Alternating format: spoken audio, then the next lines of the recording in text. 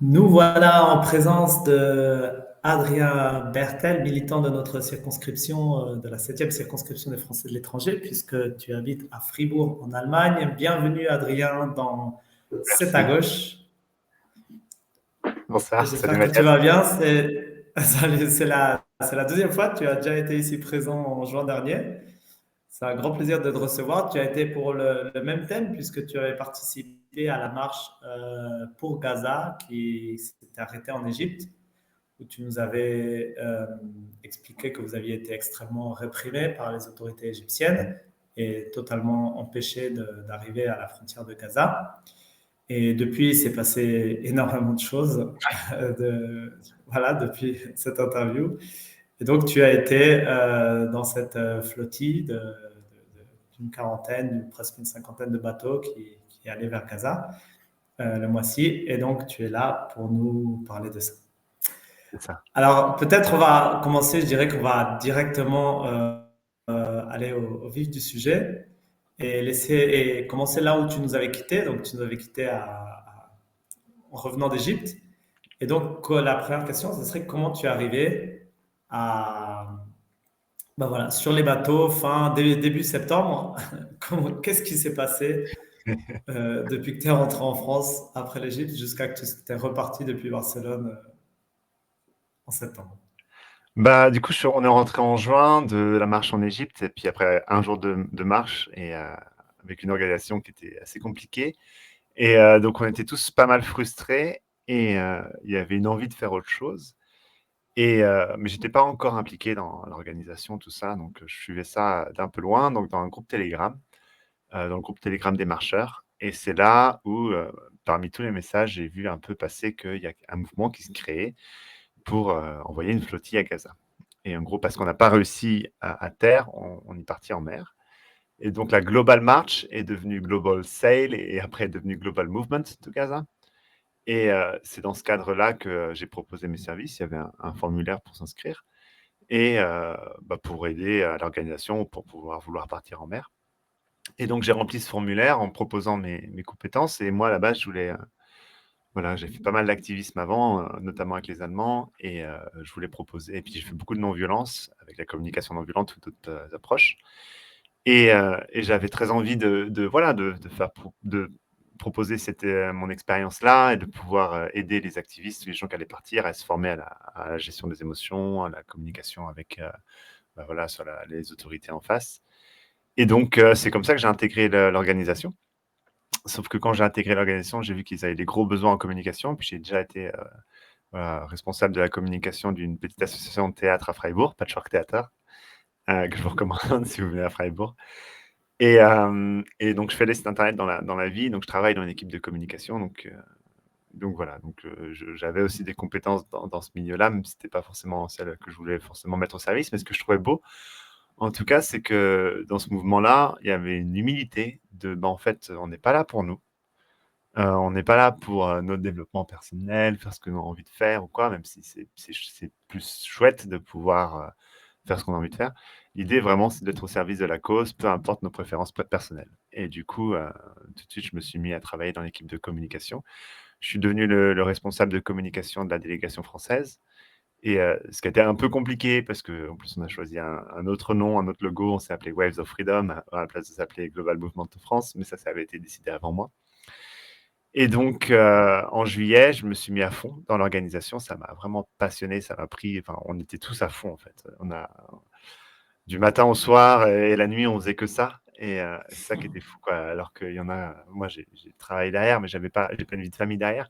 Mais il y en a d'autres qui avaient une vie de famille, qui avaient des gamins et tout. Et j'étais impressionné de voir tout ce que a pu être déployé, à quel point les gens étaient, ouais, sortaient d'une énergie de nulle part, quoi. Que pour cette cause, on a tout donné, quoi.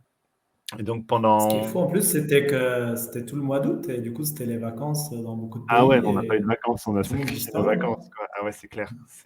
Même pour bouger les gens et tout ça, tout le monde était parti. Oui, ouais, Non, mais dès qu'on appelait, du coup, moi j'ai appelé pas mal de gens pour qu'ils puissent contribuer à l'équipe de communication, et dès que j'appelais, ils étaient extrêmement motivés. Il y avait un truc, tu sentais l'impuissance, le ras-le-bol de la situation, et tu sentais vraiment l'élan de contribuer, peu importe où, dans quel milieu ou quoi. Et donc, ça a été super d'un point de vue recrutement de pouvoir recruter des personnes, parce que dès que tu recrutais quelqu'un, il s'engageait à fond, quoi. Et ça, dans l'association ou dans le bénévolat, ça arrive jamais. Et, euh, et là, c'était vraiment incroyable. Et du coup, on a eu une énergie qui était vraiment décuplée pendant ces mois-là, où on a organisé la flottille. Donc, il y avait beaucoup d'incertitudes, on ne savait pas comment ça allait se passer, il y avait beaucoup de zones d'ombre, et donc, c'était pas forcément évident et facile de naviguer là-dedans. Et pourtant, on a réussi. Donc, il y a eu aussi, voilà, donc on est dans une situation. Pour moi, on demandait une opération d'une complexité logistique qui était digne de Greenpeace, quoi. Greenpeace qui arrive à parachuter des gens au-dessus des centrales nucléaires ou qui ont leur propre bateau, et qui arrivent à faire des interventions sur des bateaux. Et eux qui sont structurés pendant des années, nous, on avait même pas 2 mois pour organiser ça, quoi. Et on se connaissait pas. Et on se connaissait pas. Le seul point en commun qu'on avait, c'était qu'on allait marcher en Égypte, parce qu'en fait, la station de la flottille, c'est principalement des anciens marcheurs. Et, euh, et du coup, ça a soulevé pas mal de problèmes humains, de tensions, et on a réussi à tout dépasser pour partir. Et donc moi, je pensais pas partir. Enfin, j'en avais envie, mais voilà. Encore une fois, je suis au service là où je suis, où on a besoin de moi. Et le personnel qui était, enfin voilà, qui était prioritaire pour partir, c'était les médecins, les journalistes, les personnes connues. Et ensuite, ils prenaient les civils, les activistes.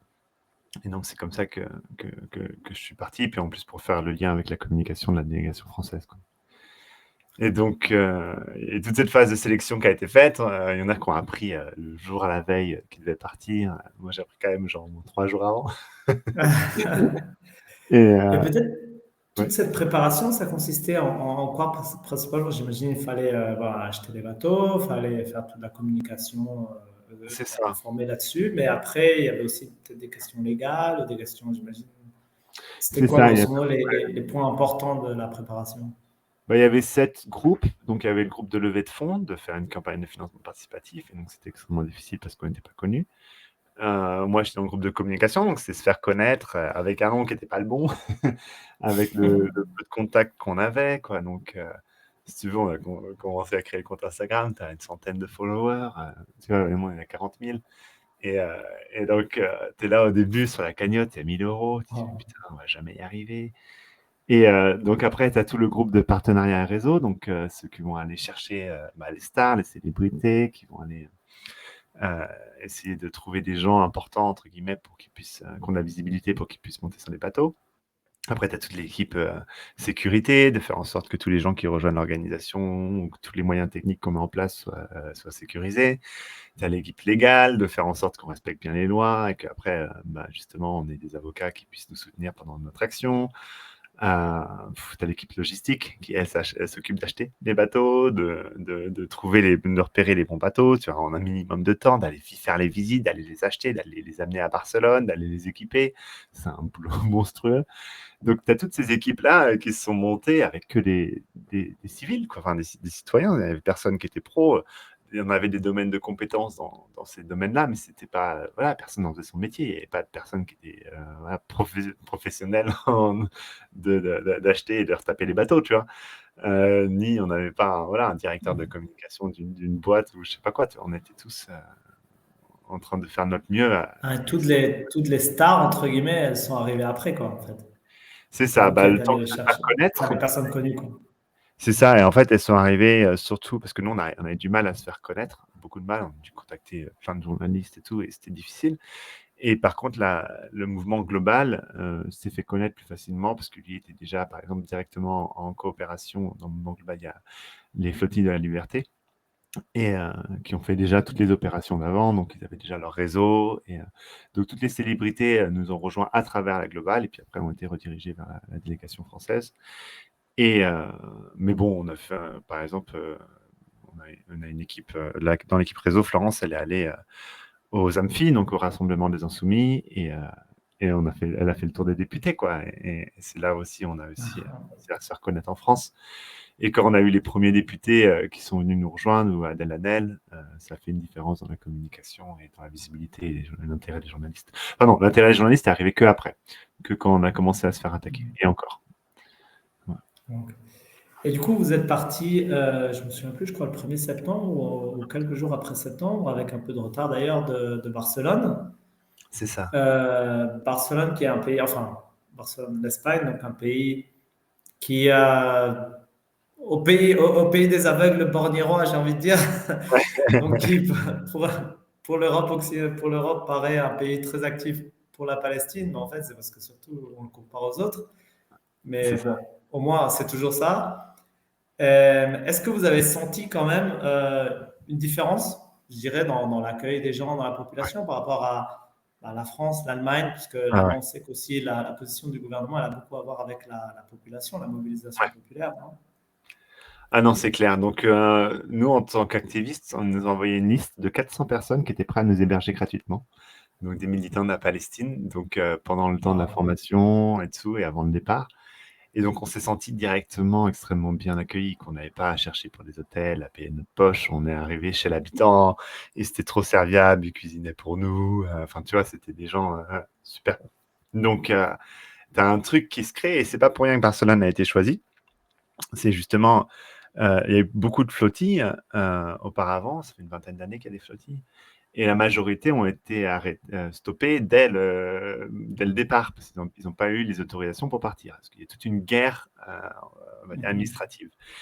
Et parce que Israël va payer le mec du port pour pas qu'il laisse partir, ou le mec qui va charger, machin. Enfin, il y a eu une opération l'année dernière, ils avaient un cargo, un bateau cargo avec vraiment des grosses livraisons de nourriture. Ils avaient un autre gros bateau où vous pouvez avoir des centaines de personnes dessus. Il n'a jamais pu quitter Tunis parce qu'Israël a mis tellement de pression, alors que la Tunisie, en plus, Wow. soutient la Palestine, a mis tellement de pression qu'ils n'ont jamais pu quitter. Et donc, la stratégie, là, c'était, on savait que, du coup, on avait la mobilisation populaire derrière nous, que la pression était tellement forte qu'ils n'auraient pas pu nous empêcher de partir. S'ils nous avaient empêché de partir, ils auraient foutu le bordel. Il y aurait eu des manifs partout, ils auraient bloqué Barcelone ou bloqué l'Espagne. Et du coup, c'est ce qui nous a, justement, de toute façon, tout le long, on met beaucoup d'accent sur la flottille, mais la flottille, c'était rien sans la mobilisation populaire. Et c'est la mobilisation populaire de masse qui a permis cette flottille, en fait. C'est les gens à terre qui ont permis qu'on puisse partir. Et donc, grâce à cette pression-là, on est parti de Barcelone pour aller rejoindre le reste de la flottille à Tunis.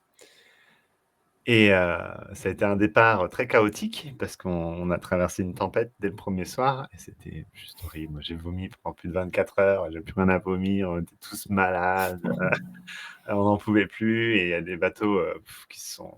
Il y en a un qui a complètement. Il a complètement cassé en pleine route. Il a dû se faire remorquer par les autorités espagnoles. Ils étaient en dérive en plein milieu de la tempête et tout. Donc ça a été assez catastrophique ce départ. Donc il y en a qui sont dû s'arrêter pour se faire réparer à Menorca. Et après le reste, on est arrivé à Tunis. C'est là où on a continué les réparations. Et puis on a attendu le reste de la flottille tunisienne. Et donc ça a été challengeant d'organiser autant de bateaux à Tunis, voilà, avec des organisations différentes, parce qu'il y avait nous, Global Movement, mais il y avait aussi le convoi Soumoud, il y avait aussi le Soumoud de Santra, et donc on était trois grosses organisations qui étaient très nouvelles, et de coopérer ensemble, ça avait des challenges, donc ça a créé un peu de retard. Et en plus de ça, on s'est fait attaquer 2 fois à Tunis. Donc en fait, quand on est arrivé à Tunis, ils ont sorti les participants pour les mettre à terre, pour qu'on puisse finaliser les réparations et qu'on puisse aussi se reposer, parce qu'ils savaient que ça allait durer un petit bout de temps. Et puis, donc c'est là où justement on a rencontré les députés, et Adèle Haenel, c'est là où ils ont embarqué. Et donc on a vachement aidé à droite à gauche, et c'est là où on s'est fait attaquer. Donc il y a eu 2 attaques de drones sur 2 soirs d'affilée. Et en fait, le port de Tunis, il y a une, voilà, il y a une forme de demi-cercle un peu montagneux. Et donc, depuis la montagne, tu as une vue sur tout le port de Tunis. Et donc, on suspecte des drones semi-amateurs d'avoir. Voilà, c'était pas des grenades, c'était des formes de cocktails Molotov. Bon, c'était quand même bien foutu, hein, parce que quand tu vois les vidéos, c'est assez impressionnant. Ils ont largué une forme de cocktail Molotov sur les bateaux qui a foutu le feu au bateau. Et Et du coup, l'équipage, il y avait quand même des gens qui étaient restés sur les bateaux, ils ont extrêmement bien réagi et ils ont éteint le feu tout de suite. Mais il y avait un bateau, donc lui, il n'a pas été attaqué, mais lui, il aurait été attaqué, ça aurait été une galère, parce qu'en fait, c'était un bateau de pêcheurs.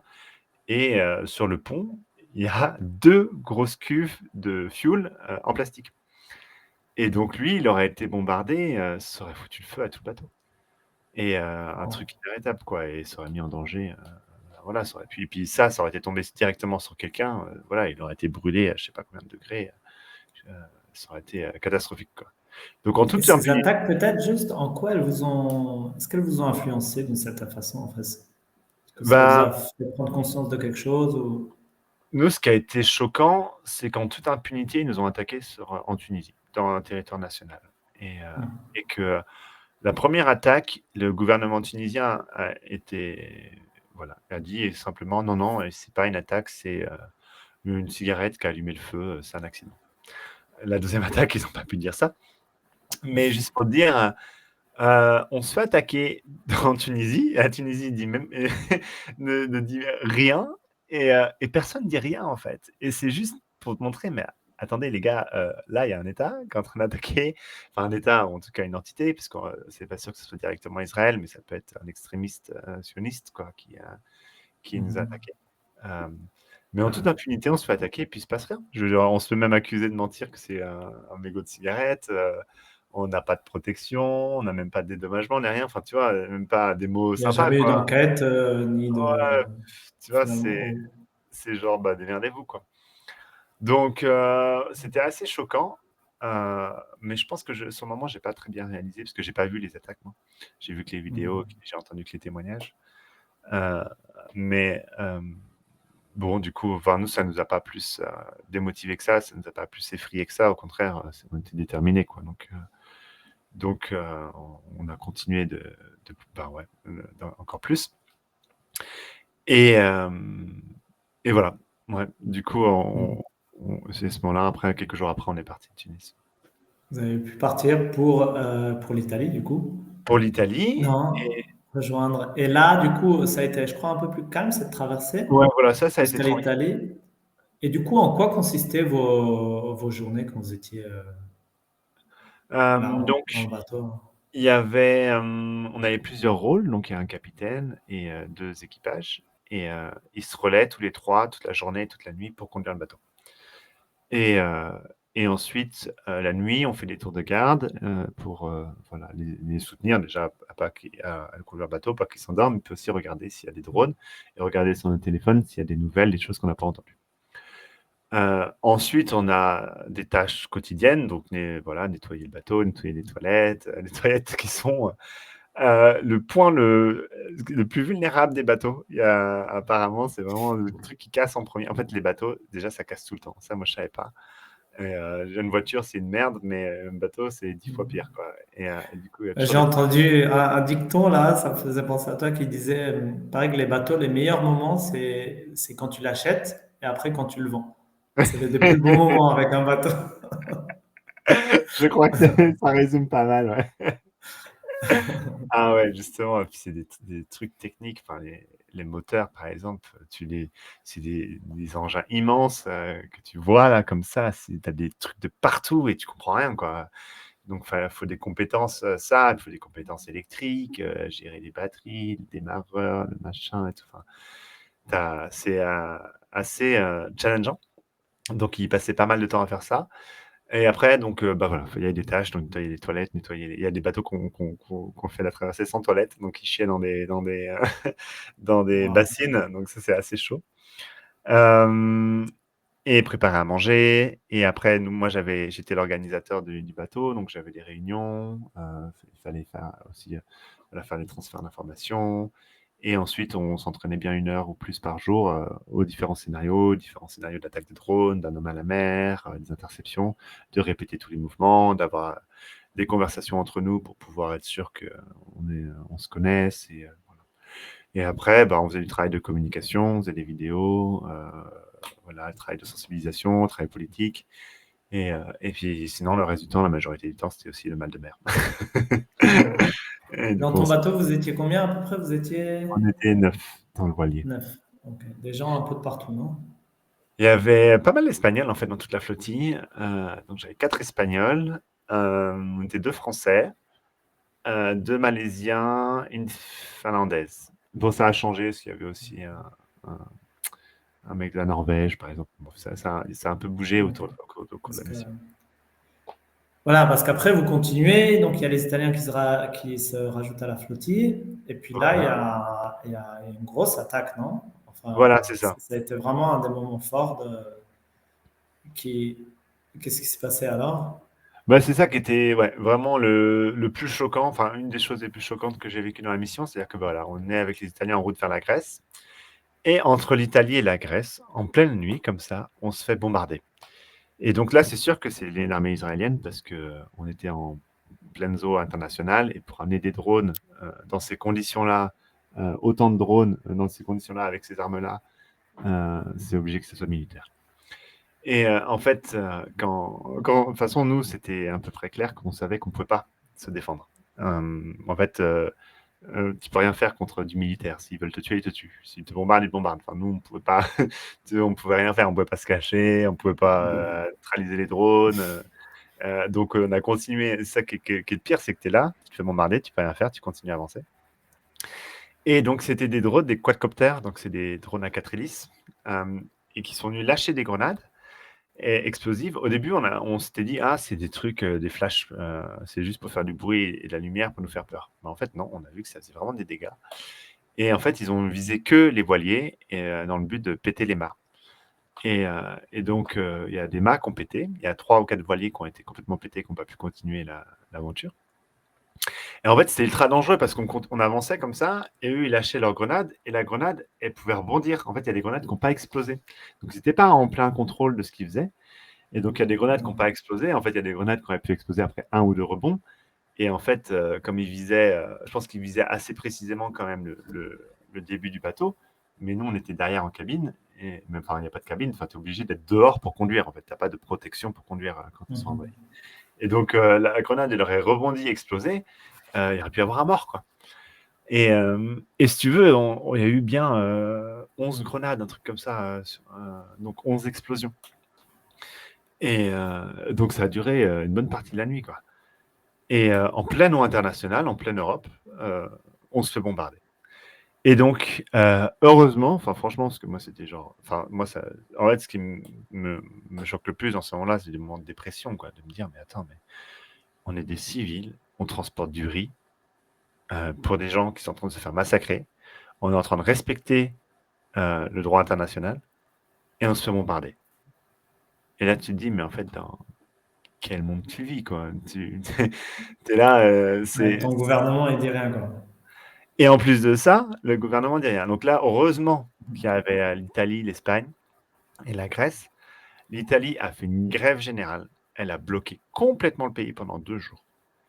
Et là, grâce à ça, Mélanie, qui est en plus complice de Netanyahou, elle a dû faire un truc pour apaiser les mobilisations, tout en restant dans sa complicité avec Netanyahou. Donc c'est un double jeu qui est tellement vicieux et tellement bizarre. C'était, ok, on va vous affréter des bateaux militaires pour votre protection, en sachant que les bateaux militaires ne vont pas intervenir en cas d'attaque, ils interviendront qu'après pour principalement sauver les citoyens italiens.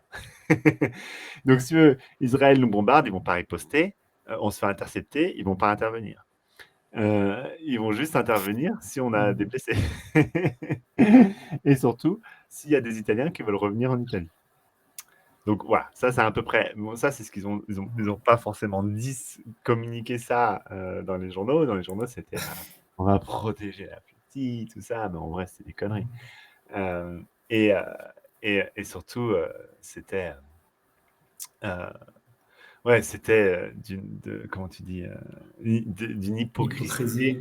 une hypocrisie, ouais, c'est mieux, d'une hypocrisie complète. Parce que derrière, elle nous a demandé, mais écoutez, si vous voulez livrer la nourriture à Gaza, donnez-la nous et on ira la donner à Israël nous-mêmes. Comme ça, ils la livreront aux Palestiniens, tu vois. Et en fait, c'est un double jeu avec Netanyahou, parce que le fait qu'on refuse de donner la nourriture là, Netanyahou rentre dans son argumentaire de regardez, Ils veulent pas donner la nourriture. Ça montre bien que c'est des terroristes du Hamas qui veulent livrer des armes directement au Hamas. Tiens, on te demande par A plus B. Après, Alors que quand on sait qui c'est qui donne la nourriture, non? Tous les exactement, massacres qu'il y a autour des livraisons de nourriture et tout ça. il y avait à peu près 400 points de livraison de nourriture qui ont été réduits à 4 ou 5 points, tout par le monopole de la Gaza Aid Humanitarian, je sais pas quoi, là, géré par les Américains, qui étaient juste des pièges mortels où les gens se faisaient massacrer, tirer dessus à balles réelles alors qu'ils étaient affamés. Et en fait, ce qui est fou là-dedans, c'est que enfin, l'impunité et la manière dont on parle, dans les conventions de Genève, un État qui occupe un autre État est responsable de nourrir la population occupée, de laisser le passage à... Donc, le fait qu'il y ait une famine et un état de famine qui a été déclaré sur plus de 500 000 enfants, c'est un délire. C'est de la responsabilité d'Israël de mettre fin à cette famine et de faire passer la nourriture qui était là, en fait. La nourriture était juste aux frontières. Et donc, le fait de nous accuser, tu vois, ou de nous demander, mais donnez-nous la nourriture, enfin, non, mais c'est vraiment, c'est juste, tu veux pas Et faire c'est plus vrai que ce gros. moment, ces attaques, elles ont un petit peu, j'ai l'impression, réveillé les médias aussi, quand même. Du coup, Ouais, on a commencé à parler un peu plus de la flottille. Effectivement, il y a eu ces mobilisations monstres en Italie, ça a été ouais. extrêmement impressionnant. Et Et en Espagne, je crois que ça. et ce qui est assez rigolo, donc, j'ai plus le nom exact, mais en Espagne, il y a un parti politique qui est en place qui s'appelle PSOE ou Ah, le PSOE. PSOE. PSOE. Et Ouais. donc, tous les Espagnols m'ont dit, tu vas te faire PSOET. C'est-à-dire qu'ils font des promesses, ils disent plein de trucs qui sont géniaux, mais ça n'a jamais lieu. Et là, l'Espagne a dit qu'ils allaient nous envoyer un bateau. En plus, c'était un bateau intéressant parce que c'était un bateau militaire, mais c'était pas un bateau militaire équipé de canons, mais par exemple de brouilleurs de drones. Donc, par exemple, pour une attaque de drone, ils auraient pu faire un brouillage. Et donc, c'était un bateau intéressant. Et donc, l'Espagne nous dit qu'ils vont nous l'amener. Et on l'a jamais vu. Il n'est jamais arrivé. Et on s'est fait PSOET. Waouh. Donc, c'est assez drôle de voir à quel point J'avais entendu dire dans d'autres interviews que tu disais qu'il y avait d'autres pays qui aussi avaient essayé ouais, de. c'est ça. Par exemple, moi, j'ai entendu dire, alors, j'ai pas les sources super officielles, mais que, par exemple, l'Irlande voulait aussi affréter un bateau de protection pour protéger les ressortissants irlandais. Sauf qu'ils en ont 4 et il y en a 2 qui sont cassés parce que tous les bateaux qui ne fonctionnent pas, tous les bateaux, et qu'ils n'ont pas assez de staff pour en équiper un. Et puis de toute façon, ça a mis trop de temps pour qu'ils nous rejoignent. Donc, ils ont demandé à l'Espagne de aussi protéger les ressortissants irlandais. Donc, il y a eu, tu vois, même des petits pays qui ont peu de moyens, ils ont quand même fait des démarches. Tandis que la France et l'Allemagne, c'était un silence total. Après ça, il y a eu une grosse mobilisation en France où ils ont appelé le Quai d'Orsay. Et au début, le Quai d'Orsay a répondu, a dit non, on ne peut rien faire pour vous, fallait pas partir, en gros. Et du coup, bon, on a décidé de les harceler. Et donc, il y a eu plus de 50 000 emails envoyés. On a bloqué leur serveur email, on a bloqué leur serveur téléphone pendant plusieurs jours. Ils n'ont pas été capables de travailler. Et donc, pour mettre la pression, c'était nos seuls moyens de pression, si tu veux. C'est des actes désespérés, bien sûr. On a envie que ces services-là puissent travailler dans des bonnes conditions. Mais en même temps, tu es obligé de bloquer, en fait. Parce que tu peux pas. C'est ce qu'ils ont fait les Italiens, ils ont bloqué le pays. C'est ce qu'ont fait après les Grecs. Après, ils ont bloqué le ministère des Affaires étrangères. Mais en fait, tu es obligé en fait, parce que tu te fais attaquer alors que tu fais rien de mal et que personne prend ta défense, que ton pays est complètement désintéressé, alors qu'il y a 4 députés et une actrice de renommée internationale sur les bateaux, le pays dit rien, donc tu es obligé de rentrer dans la désobéissance civile, quoi. Et donc, c'est ce qui s'est passé. Et après, ok. Alors du coup, vous avez quand même eu l'assistance des Italiens militaires. Après, ça a été un peu plus calme par rapport aux drones, non? Bah, du coup, Et ils avaient une présence qui était menaçante parce que, enfin intimidante, on va dire. C'est-à-dire que si Netanyahou osait encore nous attaquer sous le regard des bateaux italiens sans qu'ils fassent quelque chose, là, ça aurait foutu le scandale. Tu vois. Si on s'était fait bombarder et que les navires militaires étaient là et auraient rien fait, ça aurait été juste. Donc ça aurait fait forcément, mal. là je pense qu'il a eu un vrai coup. Je pense que c'est la première fois que Netanyahou est inquiété et qu'il a un coup de pression. Et du coup, là, on était quasiment sûr qu'on n'allait pas se faire attaquer après. Mais après, près d'Israël et de la Palestine, en vous approchant, du coup, le bateau vous a dit, on vous accompagne jusqu'ici, Voilà, ils donc vous ont lâché. il y a des soi-disant zones jaunes, rouges, oranges, voilà, que Israël a peint la mer à sa couleur. Mais en vrai, il n'y a pas forcément de reconnaissance de ça. En tout cas, on avait un autre bateau qui nous soutenait, en fait, parce qu'en fait, les Italiens, ils ne savaient rien. On avait un vrai bateau emergency, qui était un bateau, lui, qui s'occupait des migrants en mer, et qui avait une salle d'opération et qui nous soutenait au cas où si on avait des blessés, qui seraient là pour ça. Donc, ce bateau-là et les navires italiens se sont arrêtés à la zone orange, je crois. Et ils nous ont laissés seuls dans la dernière phase. Et à la zone orange, tous les Italiens ont été appelés et ont reçu des coups de téléphone et des SMS en les invitant très fortement à faire demi-tour et à monter sur le navire militaire italien. Waouh, le Euh, petit coup de pression, quoi, avant l'interception. Et du coup, en pleine nuit, non, il y a eu cette interception. Alors comment ça s'est passé, ça? Parce que alors, là, ça, c'est là où on a coupé vraiment un peu tous les contacts avec la flottille, disons.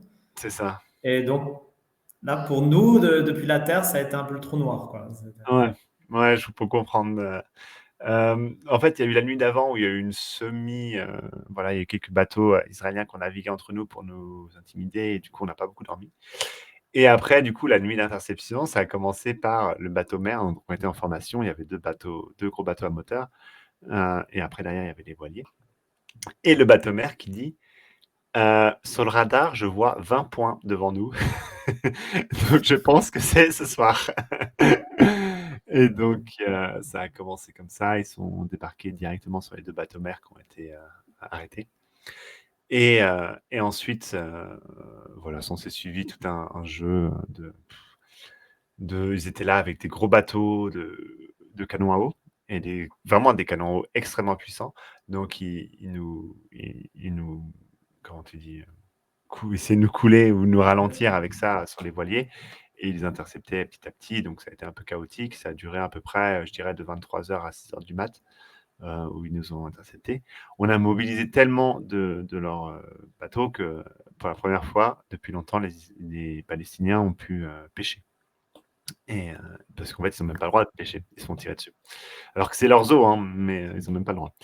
Et donc, voilà. Donc, au moins, ça a apporté ça. On n'a pas pu apporter la nourriture, mais on l'a apporté indirectement. Euh, et, euh, et donc, bah, c'est des militaires qui montent sur ton bateau. Ils ont 20, 22, 23 ans. Ils arrivent, ils se cassent la gueule parce que ils sont pas forcément habitués. Et que, en plus, là, on naviguait au moteur, on naviguait même pas à la voile et la mer était assez calme. Donc, dans d'autres conditions, ils auraient vraiment galéré à monter sur le bateau. Donc, ils te fouillent, ils te menottent, bien sûr, ils te menacent, ils te crient dessus. Puis, au bout d'un moment, ils nous mettent tous dans la même chambre. Donc, on était à 9 dans la chambre de place. Donc, on était un peu serrés. Ils prennent contrôle du bateau et puis ils nous conduisent en Israël.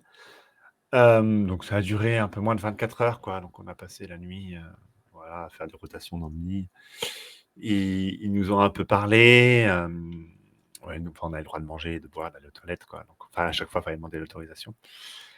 Et, et du coup, voilà. Donc j'étais le médiateur entre, parce que bien sûr, il n'y avait plus de capitaine ni rien. C'était juste des participants qui ont acheté le médiateur. Donc c'est moi qui parlais avec eux. Et donc il y a un moment, et c'était assez intéressant pour moi, c'était un moment qui m'a un peu marqué. Il me fait: «Adrien», le soldat, il me fait: «Adrien, tu payé combien pour faire ça?» Et je pense que tu vois, lui, quand on s'est vu la toute première fois et là, quand il nous a vus, je pense qu'il commençait c'est le seul qui a un peu peut-être remis son narratif en question c'est tous des terroristes du Hamas qui viennent livrer des armes et tuer tous les juifs, quoi. Et heu et en fait, c'était dans ce narratif que c'est des gens qui sont payés pour travailler pour le Hamas.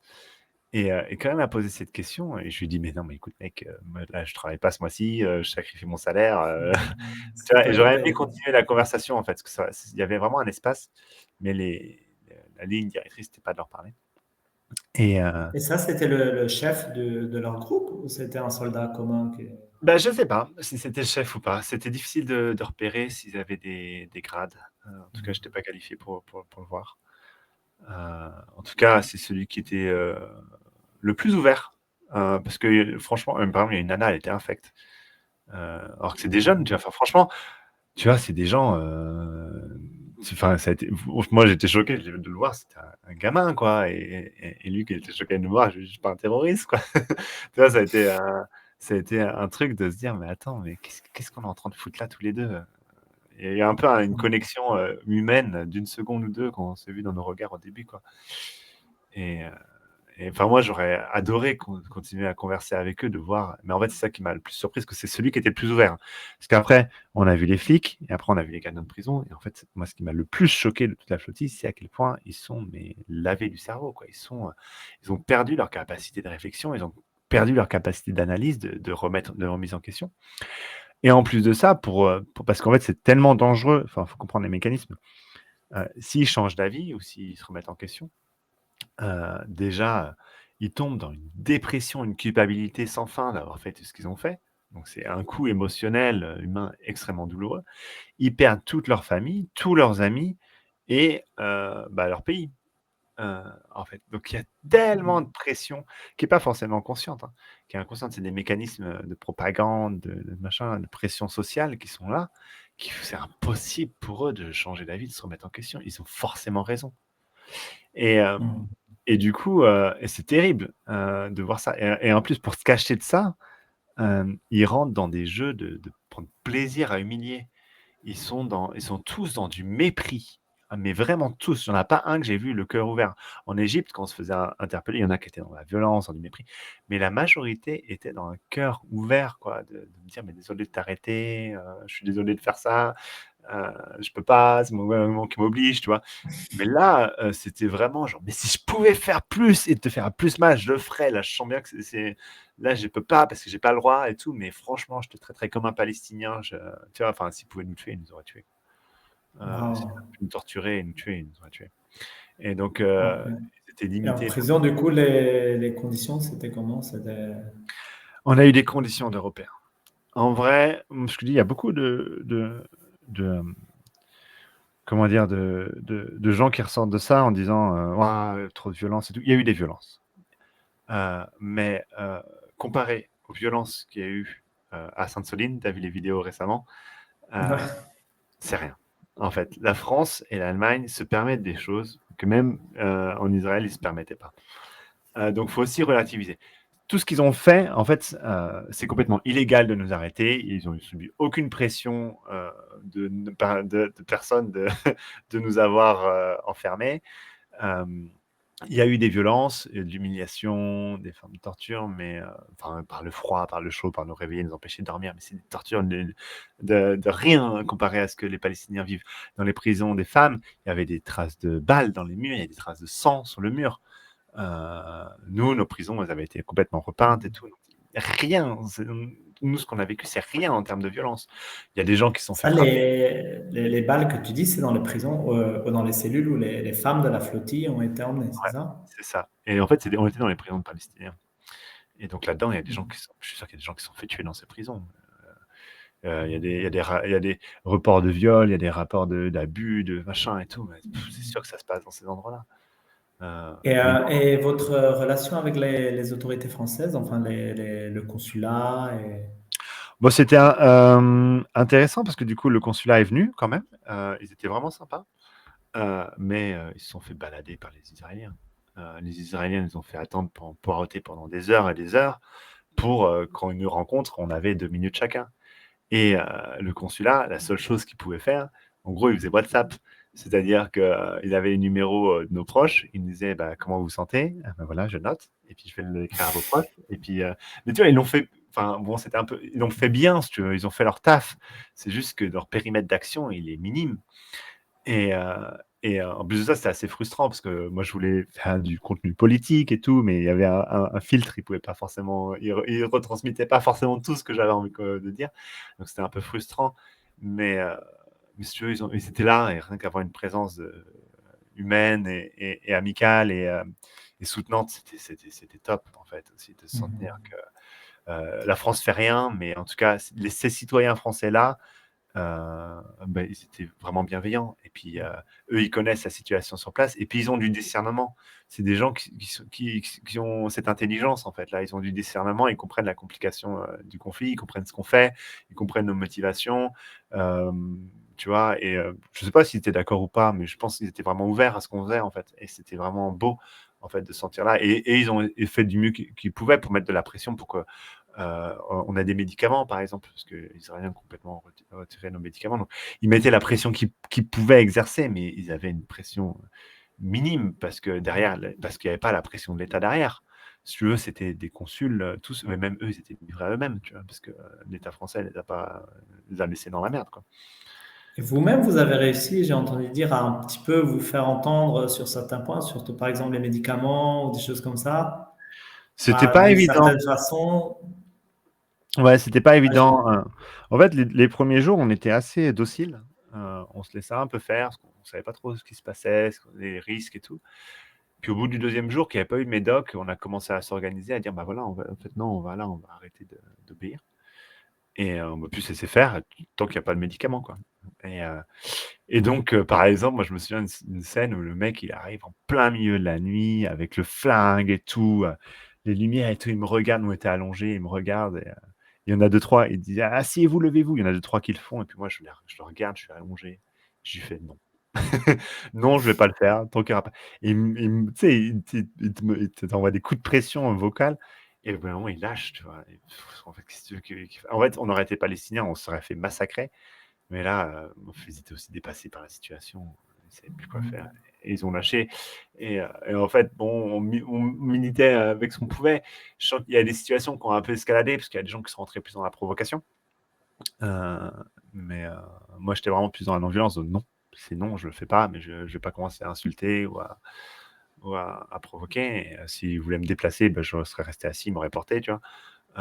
Mais j'aurais pas lutté contre, je me serais pas débattu. Donc voilà, vraiment, c'est dans la non-violence, mais c'était les seuls moyens de pression qu'on pouvait faire.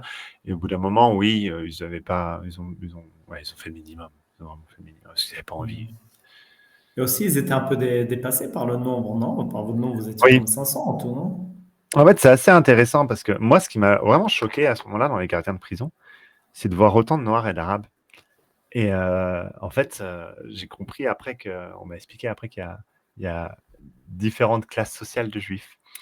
Tu as les bons juifs, les Askanash, les blancs, et puis tu as les juifs qui sont moins bien vus de la société. Et donc, bien sûr, être gardien de prison, c'est pas le statut social le plus. Ça Voilà. peut être avocat ou médecin, quoi. Voilà. Et du coup, bah, ces jobs-là, ces postes-là, ils sont occupés par bah, les juifs de la classe sociale plus basse, qui sont des Noirs et des Arabes. Et en fait, ça m'a choqué parce que c'est leurs frères, en fait, aux Arabes. Et tu vois, ils ressemblaient à. Tu sais, c'était tu vois, moi, ça m'a juste choqué de voir que des gardiens de prison enfermaient des Palestiniens alors que c'était quasiment de la même ethnie. Et, et en fait, de ce que j'ai compris, c'est que déjà, ils se gueulaient dessus. Enfin, c'était le bordel, du coup. Ils se comprenaient pas, ils n'arrivaient pas bien à fonctionner ensemble. Et puis, ils parlaient pas anglais. La majorité parlait pas anglais. Donc, ils parlaient arabe avec les Arabes des prisons. Donc c'était vachement intéressant. Et apparemment, il y en a pas mal qui lisaient pas bien le hébreu. Parce que, bah, voilà, ils ont pas forcément appris, si c'est tu vois, si c'est des nouveaux, c'est pas forcément appris et du coup, voilà. Et du coup, ça, en plus de tout le bordel que ça crée, enfin, d'être 500 dans les prisons d'Européens qui se laissent pas faire, parce qu'en plus, tu vois, ils font pas ce qu'ils veulent avec nous, tu vois? Et et du coup, comme en Égypte, quoi, on a foutu le bordel. Les Égyptiens, ils ont jamais géré ce genre de situation. Ils ont jamais, géré, des prisonniers où il fallait qu'ils fassent attention. Donc d'habitude, ils font ce qu'ils veulent, ils ont pas de pression et tu vois? Et là, c'était différent, quoi. Tu vois, fallait qu'ils nous emmènent aux ambassades. Ils savaient pas faire, tu vois? Enfin, en plus, il y avait 40 ambassades, tu vois? Donc c'était un bordel et ça, d'habitude, ils rien à foutre, tu vois? Du coup, ils ont voulu se débarrasser très vite de vous. Ouais, c'est clair. En plus, on est arrivé dans un moment assez délicat. On est arrivé un peu dans leur entre guillemets, entre Noël et Nouvel An de chez eux, quoi, dans des périodes de fête où voilà, ils ont des traditions qui font qu'il y a moins de staff qui travaille, où ils ont pas le droit de faire certaines choses. Et du coup, donc c'était compliqué. Et puis, bah, les avions aussi, on n'avait pas beaucoup pour nous rapatrier. C'est la responsabilité d'Israël de nous ramener. Et donc, quand on s'est fait arrêter, les Grecs ont foutu le bordel. Ils ont bloqué, je crois ils ont encerclé, je ne sais plus quel ministère, mais je crois des Affaires étrangères, quelque chose comme ça. Et ils l'ont encerclé. Et du coup, la Grèce, encore une fois, elle complicite aussi, mais sous pression populaire, ils sont obligés d'agir. Ils ont envoyé un avion pour chercher les 30 ressortissants grecs. Et du coup, dans l'avion, il y avait plus de 150 places. Donc, les Israéliens, ils ont fait « on va tous vous mettre dans l'avion et vous dégager ». Et donc, ils nous ont tous mis dans l'avion. Ça a été un beau moment de retrouvailles. Et ensuite, les autres, ils les ont déportés en Jordanie, à Amman. Et en bus. Et du coup, voilà, encore une fois, rien de la France. On est arrivé à Athènes parce que, bien sûr, ils ramenaient les gens à Athènes. On retrouve le consul d'Athènes inutile, qui était là. Qu'est-ce qu'il pouvait faire pour nous? On a les numéros de vos proches. On peut vous proposer notre téléphone pour appeler 5 minutes vos proches. OK. C'est tout ce qu'ils ont fait pour nous. En fait, nous, ce qu'on a fait, c'est qu'on a écrit les numéros de nos proches. On allait demander aux Grecs des téléphones. C'était vachement plus fluide avec les Grecs qui nous ont hébergés, qui nous ont cuisiné pour nous, qui ont pris soin de nous. Nos proches, avec la délégation française, ils ont acheté les billets d'avion, puis on a récupéré les billets d'avion, on allait à Paris. Mais encore une fois, les consuls, ils ont fait leur taf. Ils étaient là et puis ils étaient gentils parce qu'ils voulaient rester jusqu'au bout, tu vois. Mais ils pouvaient rien faire. Et c'est tellement On leur frustrant. a pas donné le moyen, quoi. Mais c'est ça. Le Et en gouvernement. plus, nous, on était en colère, mais c'est eux qui se prenaient notre colère alors qu'ils avaient, c'était, les pauvres, tu vois. Ils prennent notre frustration, notre colère, alors qu'eux, ils font de leur mieux. Et en fait, le vrai coupable, c'est l'État français. Attends, tiens, Qui a rien fait, là. envoyer un avion en Israël, c'est compliqué. Envoyer un avion à Athènes, c'est compliqué. Mais attends, mais vous faites quoi? C'est vraiment du foutage de gueule. Bon. Donc, voilà. Et du coup, là, vous êtes rentré d'Athènes après à Paris. Là, il y a aussi eu quand même une réception des militants en France, à Ouais. Paris. Et Beaucoup depuis, plus calme, alors, hein. depuis. Hmm. Beaucoup plus calme, hein. Beaucoup plus calme qu'à la Grèce ou du départ en Espagne, hein. Ouais, c'était assez triste, en fait, hein, de voir à quel point ça impacte, ça touchait moins les Français que, que, que les autres pays. Parce qu'en plus, au début, je me disais, c'est normal, c'est des pays méditerranéens. Mais en fait, non, la France, c'est un pays méditerranéen, quoi. Mais ça les a vachement moins touchés. Ouais. Et depuis, qu'est-ce que tu fais, du coup?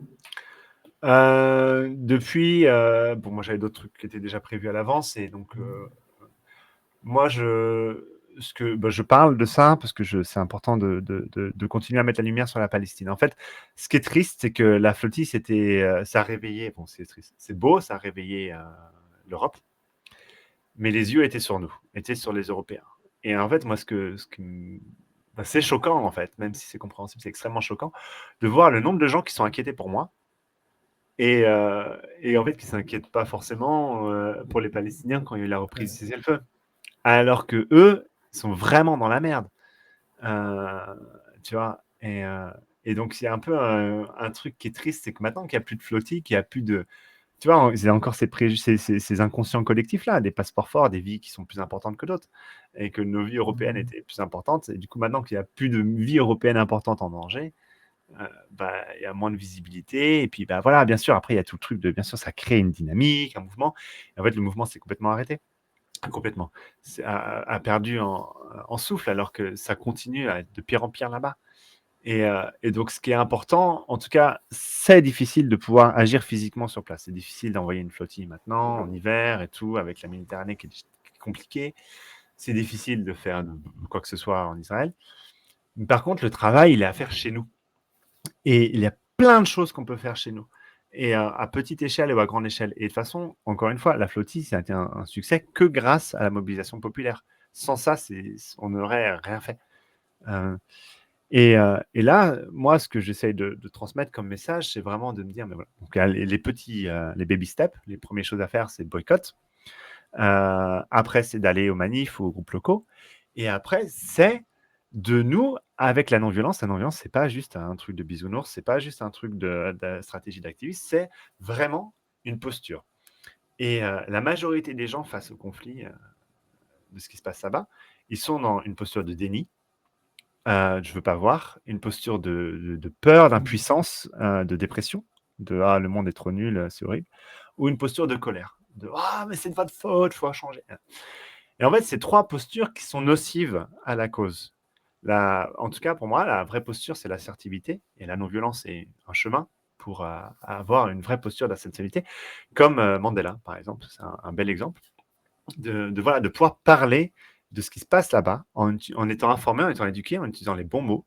Parce qu'il y a, en tout cas en Allemagne, et puis en France aussi, hein, mais surtout en Allemagne, il y a une grosse pression autour de ce sujet. Et il y a une grande peur sociale et il y a de la désinformation, de la propagande. Et donc, c'est vraiment important de sortir de cette peur d'en parler, de s'éduquer et de ne pas en parler, même parce qu'il y a des gens qui s'éduquent et qui en parlent, mais qui en parlent avec tellement de colère qu'en fait, ça ferme. Et c'est vraiment d'en parler avec la confiance. Et pas avec le courage de prendre ses bras à deux mains et d'y aller et de combattre sa peur, mais vraiment la confiance de savoir, de s'appuyer, parce que la confiance, c'est tellement fort comme pilier, de s'appuyer sur, en fait, je sais ce qui est bon, je sais ce que je suis en train de faire, je suis, on peut dire, du bon côté de l'humanité, je sais pourquoi je me bats, je sais pour les valeurs dans lesquelles je me bats, je suis informé, j'ai confiance en ce que je dis, en ce que je fais. Et peu importe ce que parlent les autres, je peux, moi, parler à partir de mon endroit de confiance. Et avec de la douceur et de l'ouverture. Là, je regardais un documentaire, je fais une digression qui est importante pour moi, qui s'appelle Meeting the Enemy. Et c'est une musulmane qui va une journaliste musulmane qui va dans les mouvements néo-nazis américains.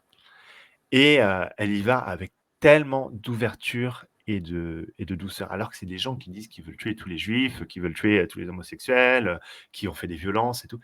Et c'est seulement comme ça qu'elle arrive à les toucher. Et je te jure qu'il y a des gens qui étaient des endoctrinés de fous qui changent d'avis et qui voient autre chose. Et en fait, ces gens-là, euh, voilà, ces gens d'extrême droite, ces extrémistes, ils sont là en France. Il y a l'AfD, enfin en Allemagne, il y a l'AfD, mais le Front National, et même à parti ou avec des partis, et ils sont là.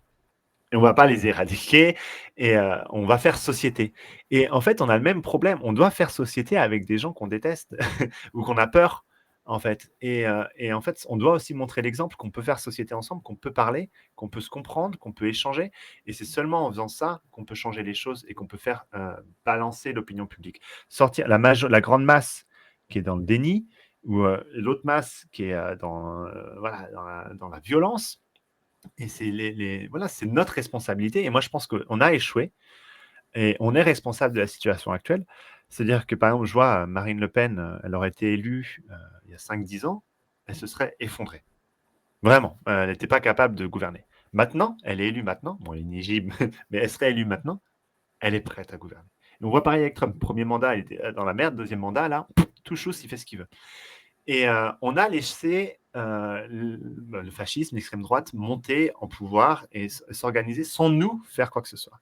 Et c'est de notre responsabilité, nous, en tant que citoyens, de continuer à faire l'éducation, de continuer à parler, à faire société. Et bien sûr, les insoumis ont fait tellement de travail là-dessus, mais beaucoup on essaie. Donc, nous, c'est à notre travail, sur tous les domaines du plan de société, de combattre l'extrême droite.